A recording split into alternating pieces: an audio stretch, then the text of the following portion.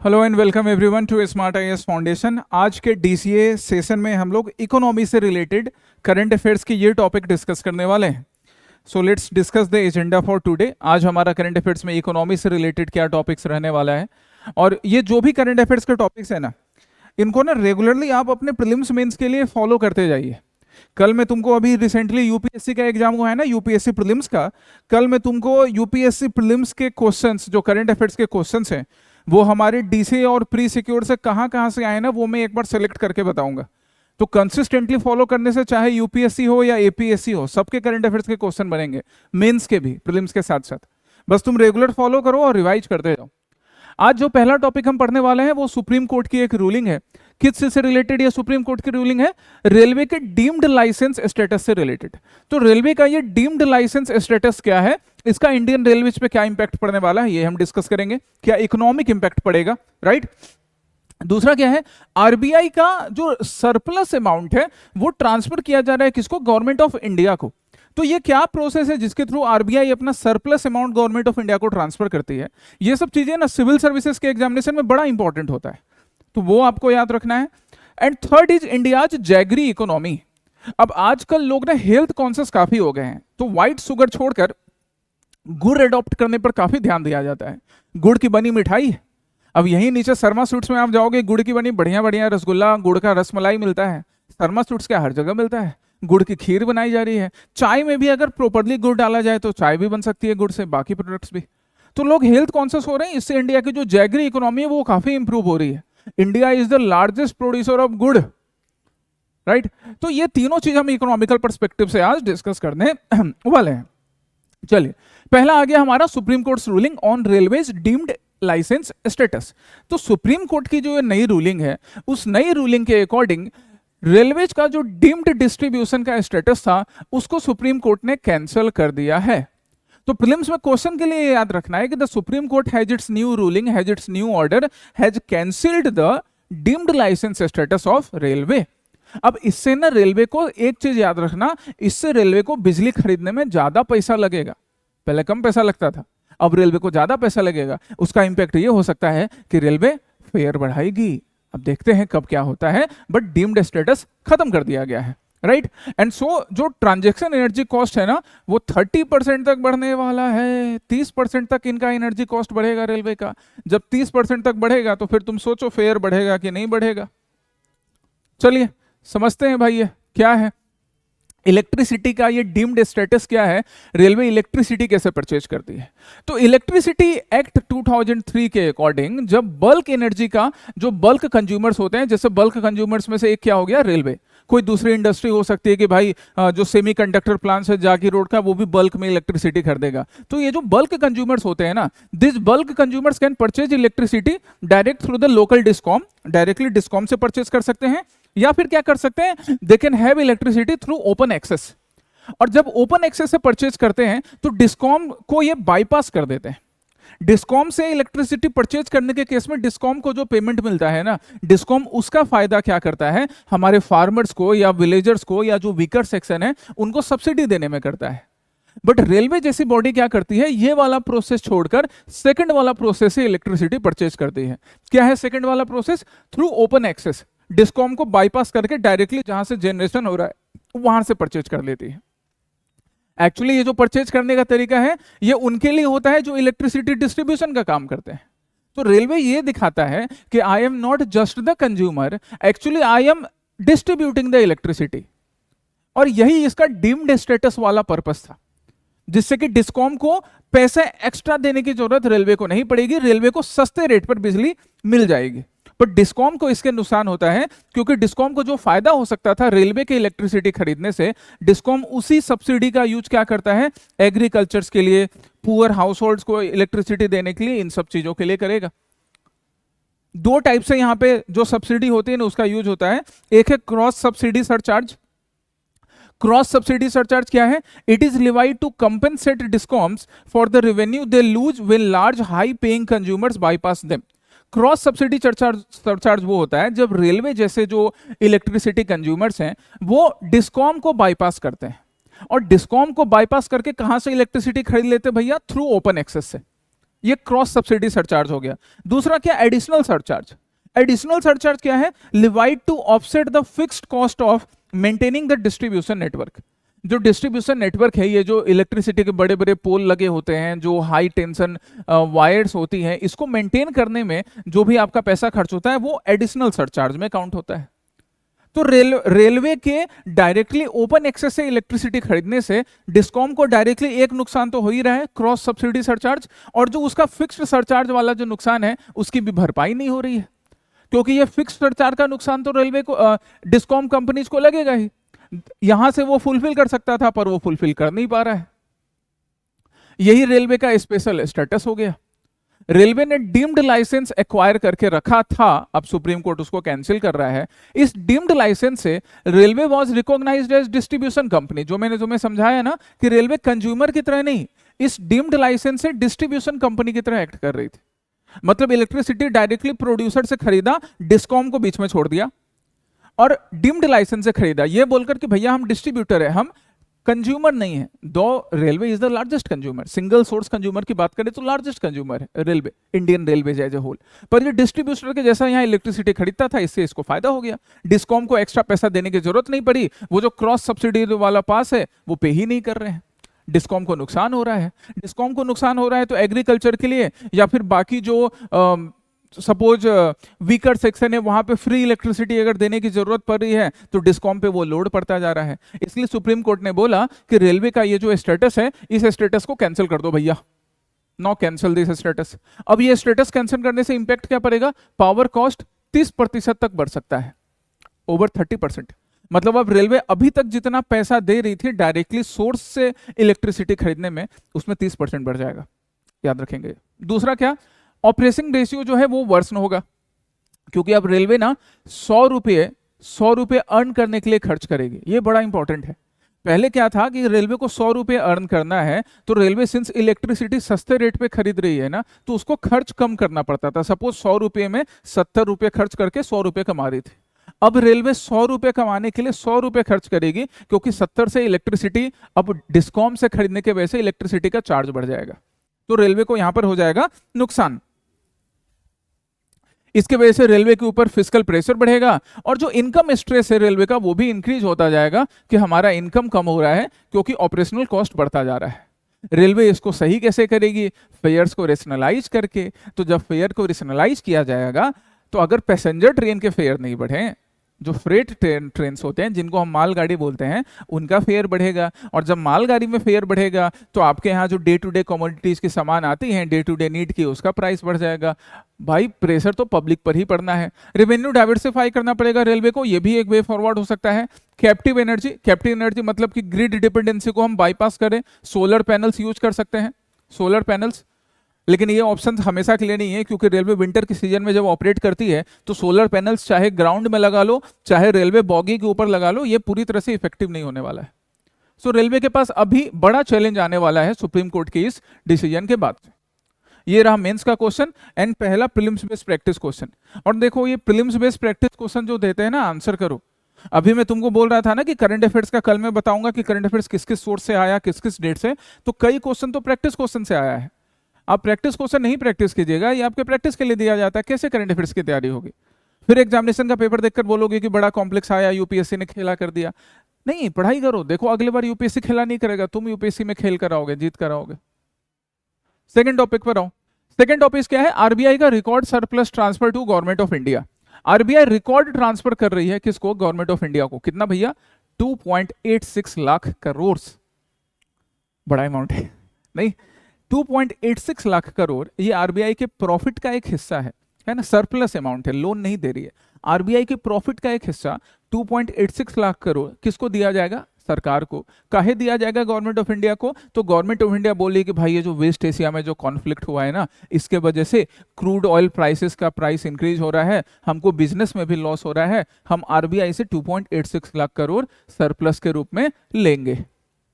यही था। अब दिया कैसे जाएगा, इसके पीछे क्या लीगल फ्रेमवर्क है? तो लीगल फ्रेमवर्क है आरबीआई एक्ट 1934 का।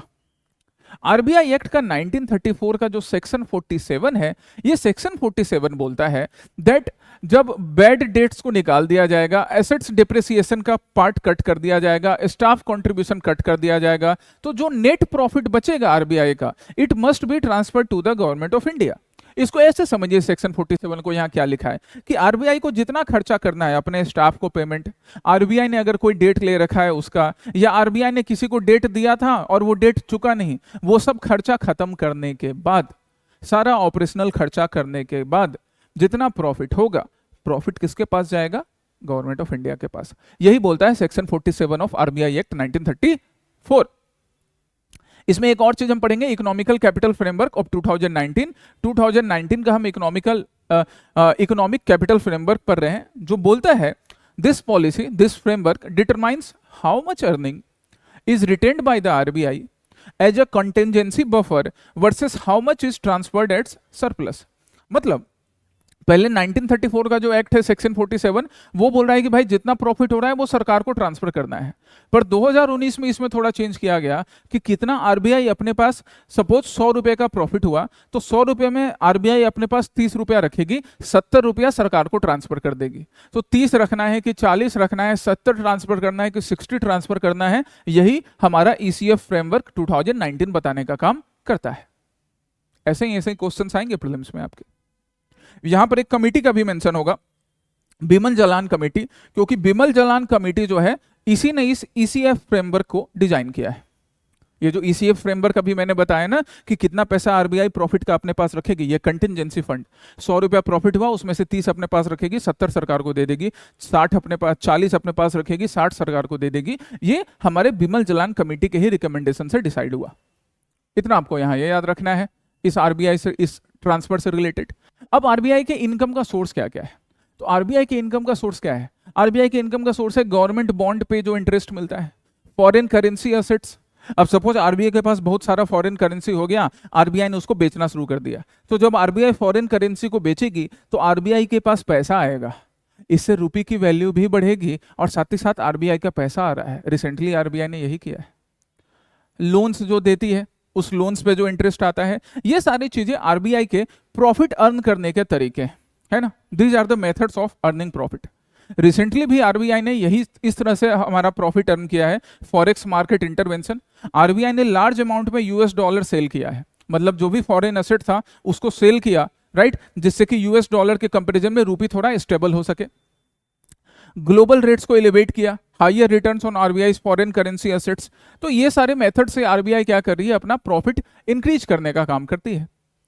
अब हम बात करते हैं कि भाई कंटिजेंसी रिस्क बफर क्या होता है। यहां पर कंटिजेंसी के बारे में बताया ना, ये बिमल जलान कमेटी के रिपोर्ट के अकॉर्डिंग इकोनॉमिक कैपिटल फ्रेमवर्क, ये इकोनॉमिक कैपिटल फ्रेमवर्क क्या बोल रहा है कि कंटिजेंसी बफर आरबीआई बना के रख सकती है और बाकी पैसा सरप्लस किसको देगी, सरकार को देगी। जैसे सरकार को कितना दे रही है, 2.86 लाख करोड़। तो what is this contingency buffer, जरा ये समझ लो। कंटिजेंसी बफर एक सेफ्टी कुशन होगा कि 100 रुपया प्रॉफिट हुआ, अब 100 का 100 रुपया अगर गवर्नमेंट को दे दें तो गवर्नमेंट तो कई बार नाराज ननद स्कीम में पैसा बर्बाद कर सकती है ना, मुंह फुलाया हुआ फूफा स्कीम में पैसा बर्बाद कर सकती है। मतलब कहने का कि अगर गवर्नमेंट ने पैसा बर्बाद किया और आरबीआई ने अपना पूरा का पूरा प्रॉफिट गवर्नमेंट को दे दिया, तो जब विपदा की घड़ी आएगी तो क्या होगा भैया। तो ऐसा काम करेंगे कि 100 रुपया में से 20 रुपया अपने पास रख लेंगे, 80 गवर्नमेंट ऑफ इंडिया को देंगे, कम से कम 20 तो आपका कॉन्टिजेंसी फंड होगा। इसी को हम बोलते हैं कॉन्टिजेंसी रिस्क बफर, यही कॉन्टिजेंसी रिस्क बफर है। सो ईसीएफ मैंडेट के अकॉर्डिंग कितना कॉन्टिजेंसी रिस्क बफर है, ईसीएफ 2019 वाला जो है, right, keeping the CRB contingency risk buffer with in 4.5% to 7.5% of RBI total balance sheet. इसको याद रखना है यहाँ पर बस आपको, आरबीआई के टोटल बैलेंस शीट में से 4.5 to 7.5% जो है ना, उसको कॉन्टिजेंसी बफर के रूप में रखना है। मतलब 4.5 से 7.5% तक का अमाउंट जो है वो आरबीआई अपने पास कॉन्टिजेंसी बफर में रखेगी।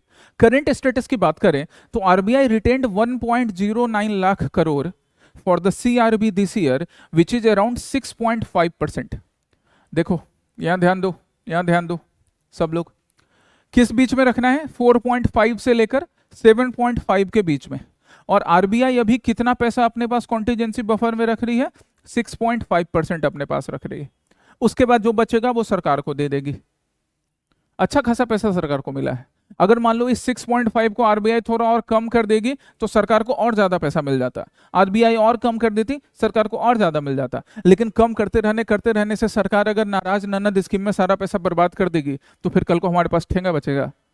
इसलिए पैसा बचा के रखना है। इसलिए कॉन्टीजेंसी रिस्क बफर 4.5 से लेकर 7.5 के बीच का है। ये प्रीलिम्स के लिए याद रखिएगा, प्रेजेंट में आरबीआई इतना रखती है, ये कल को चेंज हो सकता है। ये बफर का जो रेंज है 4.5 से 7.5 वो फिक्स है अभी के लिए। ये रहा नेक्स्ट प्रीलिम्स प्रैक्टिस क्वेश्चन और आंसर मुझे कमेंट सेक्शन में चाहिए सबसे। This third question about jaggery economy, PIB का अपडेट है और पीआईबी से भर भर के क्वेश्चन आए हैं हमारे इस बार यूपीएससी प्रीलिम्स में। हम प्री सिक्योर में, डीसीए में, सब में पीआईबी से करते हैं, है ना। डाउन टू अर्थ से क्वेश्चन आया है, वहां से करते हैं। तो हमारा ये पीआईबी का अपडेट क्या बोल रहा है कि more than 70% of good global jaggery production, more than 70% of jaggery production, है ना, वो कहां पर होता है? इंडिया में होता है। दैट्स वाई इंडिया वर्ल्ड का सबसे बड़ा अनडिस्प्यूटेड लीडर है जैगरी प्रोडक्शन का। जब 70% हो रहा है तो फिर भाई क्या ही चाहिए। And so the export have increased sky rocketed by 106.5%। 2015-16 से 2024-25 के बीच में जो एक्सपोर्ट है ना वो 100 गुना तेजी से भागा है। ये सब इंपॉर्टेंट, एकदम इजी टू अंडरस्टैंड फिगर है एग्जामिनेशन के लिए याद रखने के लिए।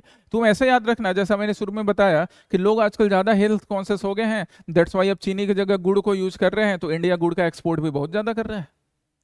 और ये जो गुड़ का सेक्टर है, ये इंडिया के the sector utilises 20 to 30% of India sugar cane output. मतलब 20 to 30% जो शुगर केन आउटपुट होता है वो किस में यूज हो रहा है भैया? जैगरी में, गुड़ में। ओके चलिए, ये तो हमको यहीं से मालूम पड़ा, हमारे लिए इंपॉर्टेंट है। अब हम गुड़ की बात करें, किसी को बताने की जरूरत नहीं है कि गुड़ कैसे बनता है भाई, शुगर कैन जूस से। शुगर कैन जूस को कॉन्सेंट्रेट करके हम गुड़ बनाते हैं। तुमने घर में भी बनते हुए देखा होगा, अपने आस पड़ोस में, गांव में मेडिसिनल शुगर के नाम से बुलाते हैं। एशिया में, लैटिन अमेरिका में, कैरेबियन रीजन्स में काफ़ी कंज्यूम किया जाता है। हमारे भारत में तो प्रथा चलती थी कि पहले कोई बाहर से अतिथि आए तो उनको 1 गिलास पानी और साथ में गुड़ का ढेला दिया जाता था, क्योंकि गुड़ से आपकी मिठास भी फुलफिल होगी, आपको मिनरल्स भी मिलेंगे, तुरंत आपके बॉडी में शुगर का लेवल सही हो जाएगा और वो शुगर का लेवल हार्मफुल भी नहीं होगा, आपको गर्मी से भी राहत मिलेगी। ऐसा चलता था हमारे। कई फायदे हैं गुड़ के, क्या है? मिनरल्स रिच होता है, राइट। इसमें विटामिन्स भी स्मॉल अमाउंट्स में मिलते हैं, जैसे फॉलिक एसिड रहता है, बी कॉम्प्लेक्स विटामिन्स रहता है, विटामिन ए रहता है, जिंक, कॉपर, आयरन, ऐसे मिनरल्स मिलते हैं, मैग्नीशियम। सो गुड़ हर तरीके से हमारे लिए यूजफुल है, हर तरीके से हमारे लिए गुड़ यूजफुल है, राइट। इंडिया में हम गुड़ की बात करें तो इंडिया वर्ल्ड का लार्जेस्ट प्रोड्यूसर है। मोर देन 70% इंडिया में ही प्रोडक्शन होता है। शुगर केन के 20 to 30% है ना, इंडिया के शुगर केन जैगरी के लिए यूज किया जाता है। लार्ज नंबर में लगभग 25 लाख लोगों को, 2.5 मिलियन लोगों को लाइवलीहुड इनकम प्रोवाइड करने का काम भी गुड़ करता है। 2025 में इंडिया का जो गुड़ का एक्सपोर्ट था वो अराउंड 444.9 MMT था। मतलब अच्छा अमाउंट में हम प्रोडक्शन कर रहे हैं। लीडिंग स्टेट्स की बात करें तो उत्तर प्रदेश, महाराष्ट्र, कर्नाटका आते हैं। यहाँ तुम्हारे लिए एक और प्रैक्टिस क्वेश्चन है, leading state in sugar cane production. Directly sugar cane production में कौन सा लीडिंग स्टेट है, ये तुम कमेंट में बताओगे। और ये सब चीजें होमवर्क आपको प्रीलिम्स में, मेंस में हेल्प करेगी, इसलिए होमवर्क भी किया करो। लीडिंग स्टेट कौन सा है गुड़ के प्रोडक्शन का, गुड़ के प्रोडक्शन का, और साथ ही साथ शुगर कैन के प्रोडक्शन का, ये भी बताएंगे। डोमेस्टिक डिमांड राइज कर रहा है, काफी प्रोडक्ट होता है एक्सपोर्ट, ये सारी चीजें सिंपल चीजें हैं, इसमें कुछ आपको एक्स्ट्रा समझाने की जरूरत नहीं है। आपको मेन ये याद रखना है कि India is the largest producer of गुड़। गुड़ के बेसिक प्रॉपर्टी जो बड़े इजीली याद रख सकते हो, कौन सी लीडिंग प्रोड्यूसर स्टेट्स हैं, उत्तर प्रदेश, महाराष्ट्र, कर्नाटका, और जो मैंने एक होमवर्क दिया कि शुगर कैन का लार्जेस्ट प्रोड्यूसर स्टेट कौन सा है वो, राइट। और ये रहा फिर आपके लिए प्रीलिम्स प्रैक्टिस क्वेश्चन। तो 3 प्रीलिम्स प्रैक्टिस क्वेश्चन हुए हैं। अभी जब प्रीलिम्स का एग्जाम नजदीक आ रहा है तो हम लोग अपने सेशन में प्रीलिम्स स्पेसिफिक न्यूज भी ज्यादा डाल रहे हैं डीसीए वाले सेशन में। तो यूपीएससी भले हो गया है पर अभी एपीएससी आने वाला है ना, इन सेशन को उसी सिंसियरली के साथ फॉलो करो। ऐसा नहीं कि हम तो पिछले साल वाला पढ़ लेंगे अभी वाला खा जाएंगे, वैसे नहीं, अभी वाला भी पढ़ना पड़ेगा। खाना है तो गुड़ खाइए, क्वेश्चन नहीं, राइट। आंसर्स इसी स्लाइड के पीछे वाले स्लाइड में थे, बट पहले खुद ट्राई कीजिए, फिर आंसर स्लाइड से मैच कर लीजिए। Okay, all the best. हम लोग कल फिर नेक्स्ट सेशन में मिलेंगे। जय हिंद।